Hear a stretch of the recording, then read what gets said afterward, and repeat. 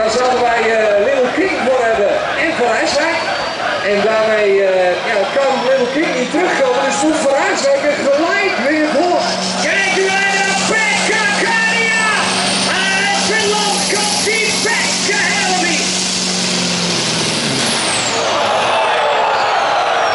In dat slang ligt bij het linker voorwiel, Erik. Ja, we zien hem onder liggen. Slang ligt eronder.